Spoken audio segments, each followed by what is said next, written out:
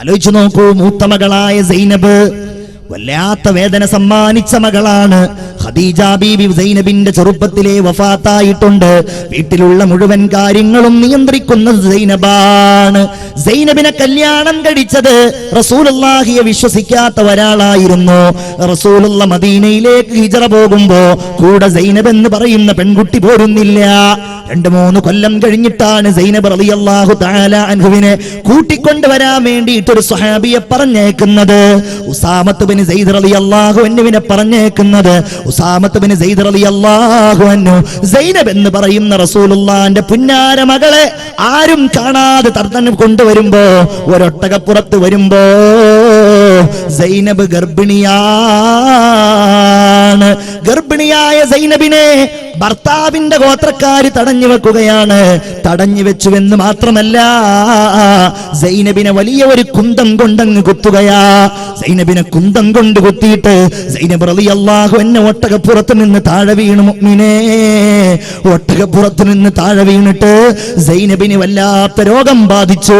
പിന്നെ അവർക്ക് എഴുന്നേൽക്കാൻ കഴിഞ്ഞില്ല. മദീനയിൽ എങ്ങനെയോ അവരെത്തിപ്പെട്ടു.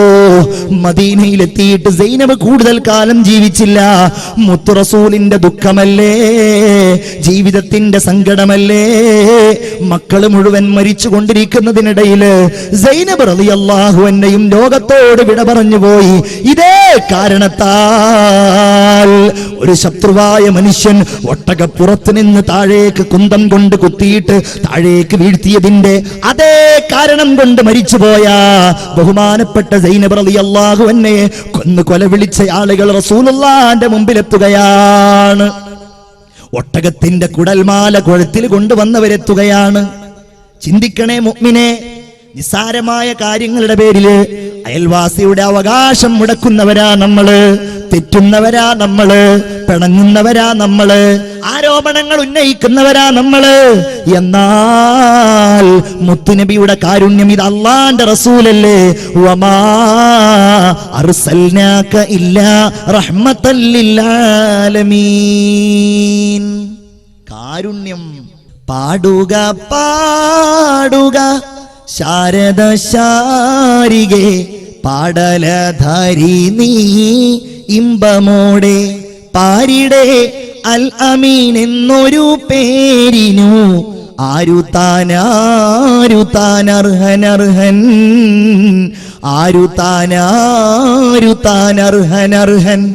പാടുക പാടുക ശാരിക ശാരദേ, പാടലധാരി നീ ഇമ്പമോടെ, പാരിടെ അൽ അമീൻ എന്നൊരു പേരിനു ആരുതാൻ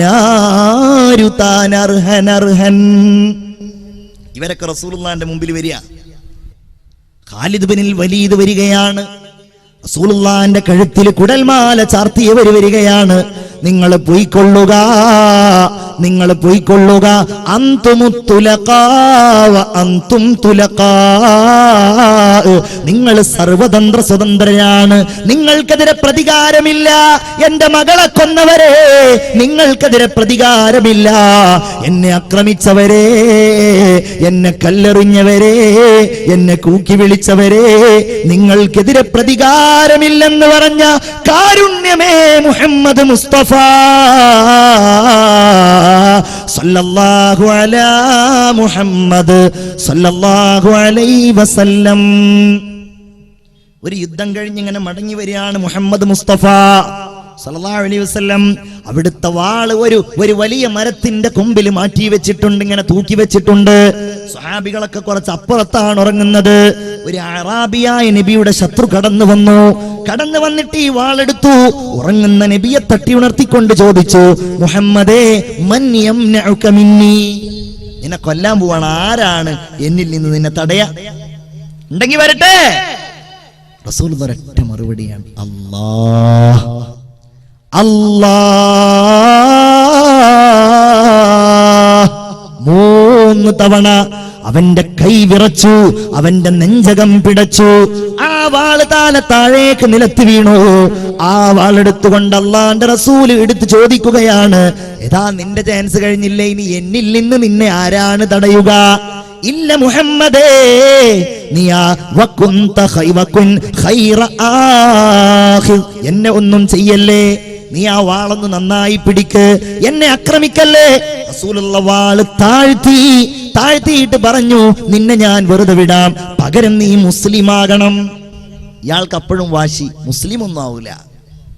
പകരം ഒരു കാര്യം ചെയ്യാ, ഇനി ആരെങ്കിലും നിങ്ങൾക്കെതിരെ യുദ്ധം ചെയ്യുകയാണെങ്കിൽ അവരുടെ കൂടെ ഞാൻ ഉണ്ടാവൂല, ആ ഉറപ്പ് ഞാൻ തരാ. മതി, അയാളെ വിട്ടയച്ചല്ലോ. തന്നെ കൊല്ലാൻ വേണ്ടി വന്ന ശത്രുവിനെ സ്വതന്ത്രമാക്കി വിട്ടയച്ച മുഹമ്മദ് മുസ്തഫ സല്ലല്ലാഹു അലൈഹി വസല്ലം. സ്വഹാബികളും അങ്ങനെയാണ്. മുഹമ്മദുർ റസൂലുള്ളാഹ് വല്ലദീന മഅഹു അശിദ്ദാഉ അലൽ കുഫാർ. സ്വഹാബികളും അങ്ങനെയാണ്.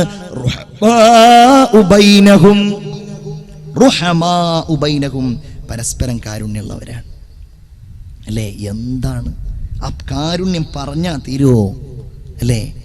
ഒരവസരത്തിൽ ഹബീബായ റസൂലുള്ളാഹി സ്വല്ലല്ലാഹു അലൈഹി വസല്ലമ തങ്ങളുടെ പള്ളിയിൽ ഒരതിഥി വരികയാണ്. ഒരു പാവപ്പെട്ട മനുഷ്യൻ. രാത്രിയാണ്, സ്വഹാബികളൊക്കെ പട്ടിണിപ്പാവങ്ങളാണ്. പട്ടിണിപ്പാവങ്ങളായ സ്വഹാബികളോട് ഇശാ നിസ്കാരം കഴിഞ്ഞ് അല്ലാഹുവിന്റെ റസൂൽ ചോദിക്കുകയാണ്, മൻയുളീഫു ഹാദർ റജുൽ, ഈ മനുഷ്യനെ ഇന്ന് ആരാണ് വീട്ടിലേക്ക് കൊണ്ടുപോയിട്ടൊന്ന് സൽക്കരിക്കുക? ലോകമേ, ഇതൊക്കെ പഠിക്കണ്ടേ? സഹാബികൾ ആരും എഴുന്നേറ്റ് നിൽക്കുന്നില്ല. ഓൽക്ക് മടിയുണ്ടായത് കൊണ്ടല്ല, അവരുടെ വീട്ടിൽ ഒന്നുമില്ല. അതുകൊണ്ടാണ് അവർ ആ മനുഷ്യനെ കൊണ്ടുപോകാൻ മടിക്കുന്നത്. അങ്ങനെ രണ്ടാമത്തെ തവണ പറഞ്ഞു. മൂന്നാമത്തെ തവണ പറയുകയാണ്, ആരെങ്കിലും ഇയാളെ കൊണ്ടുപോയാൽ അൽമനു ലഹു ബിൽ ജന്ന, അയാൾക്ക് ഞാൻ സ്വർഗം തരാം. ഇതങ്ങ് കേട്ടപാടെ അതാ എഴുന്നേറ്റ് നിൽക്കുന്നു ബഹുമാനപ്പെട്ട ത്വൽഹ റളിയല്ലാഹു അൻഹു. അബൂ ത്വൽഹത്തുൽ അൻസാരി പറഞ്ഞു, നബിയേ, എന്റെ കൂടെ പറഞ്ഞേക്കുമോ? പറഞ്ഞയച്ചിട്ടാ അതിഥിയുമായി വീട്ടിലേക്ക് കടന്നു ചെല്ലുകയാണ്. നമ്മളൊന്നും അങ്ങനെ പറഞ്ഞിട്ട് തന്നെ ചെല്ലുകയാണെങ്കിൽ നമ്മുടെ ഭാര്യയുടെ മുഖം എങ്ങനെയായിരിക്കും എന്ന് ഞാൻ പറയുന്നില്ല, കാരണം അപ്പുറത്തിരുന്ന് വെറുതെ പ്രതിഷേധിക്കും. അത് പറയേണ്ട ആവശ്യമില്ല അല്ലേ? ഒരു കട്ടൻ ചായ ഉണ്ടാക്കി കൊടുത്താൽ മതി. എന്നാലും അതിഥി വരുമ്പോ നമ്മളുടെയൊക്കെ സമീപനം എങ്ങനെയാണ്? ഈ ഭാര്യ സ്വീകരിച്ചു, ഭക്ഷണമൊന്നുമില്ല. ഭാര്യ പറയുകയാണ്, അബൂ ത്വൽഹ എന്നവരെ, നമ്മുടെ കുട്ടികളുണ്ടല്ലോ, അവർക്കുള്ള ഏതാനും ചില ഭക്ഷണമല്ലാതെ നമ്മുടെ അടുക്കലൊന്നുമില്ല. ഞാനും നിങ്ങളും ഇന്ന് പട്ടിണിയാ. നമ്മുടെ കുട്ടികളുടെ ഭക്ഷണമല്ലാതെ ഒന്നും ഇന്നില്ല. അതുകൊണ്ട് ഞാനൊരു കാര്യം ചെയ്യാം. ആ പെണ്ണ് പറയുകയാണ്, ഉലാഇബു മഅസ്സിബിയാൻ, ആ കുട്ടികളുമായി ഞാൻ കളിച്ചുകൊള്ളാം. എന്നിട്ട് ആ കുട്ടികളെ ഞാൻ ഉറക്കിക്കൊള്ളാം. കുട്ടികൾ ഉറങ്ങിക്കഴിഞ്ഞാൽ നമുക്ക് ആ കുട്ടികളുടെ ഭക്ഷണം എടുത്തുകൊണ്ട് അതിഥിക്ക് കൊടുക്കാം. അതിഥി അതങ്ങ് കഴിക്കാൻ തുടങ്ങുമ്പോ ഞാൻ വിളക്ക് ഊതാം. വിളക്ക് ഊതിയിട്ട് അതിഥിയുടെ കൂടെ നിങ്ങൾ കഴിക്കുന്നുണ്ട് എന്ന് അഭിനയിച്ചാൽ മതി. കുട്ടികളെ ഉറക്കി, കുട്ടികൾക്കുള്ള പത്തിരി കൊണ്ടുവന്നു. ആ പത്തിരി അതാ അതിഥിയുടെ മുമ്പിൽ വെക്കുകയാണ്.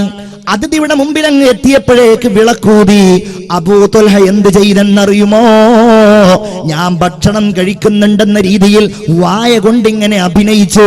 അതിഥിക്കൊരു പിളക്കും, അതിഥിക്ക് നല്ല ഒരു പായയും തലയിണയും കൊടുത്ത് കിടത്തി ഉറക്കിക്കൊണ്ട് പിറ്റേ ദിവസം സുബഹിക്ക് പള്ളിയിൽ പോയി. ജമാഅത്ത് കഴിഞ്ഞ് എല്ലാവരും പിരിയുമ്പോൾ അല്ലാഹുവിന്റെ റസൂല് പറയുകയാണ്, സ്വഹാബികളെ നിങ്ങളിരിക്കണം. അതാ അബൂ ത്വൽഹയും ഭാര്യയും ഇന്നലെ ചെയ്ത പ്രവർത്തനമുണ്ടല്ലോ, ആകാശലോകത്തുള്ളവരെ സന്തോഷിപ്പിച്ചിരിക്കുന്നു. ഇന്നലെ എന്റെ അടുക്കലേക്ക് ജിബ്രീൽ വന്നിരിക്കുന്നു. അബൂ ത്വൽഹ, നിങ്ങളുടെ കാര്യം പറഞ്ഞുകൊണ്ട് എന്റെ അടുക്കലേക്ക് ഇന്നലെ ഖുർആൻ അവതീർണമായിരിക്കുന്നു.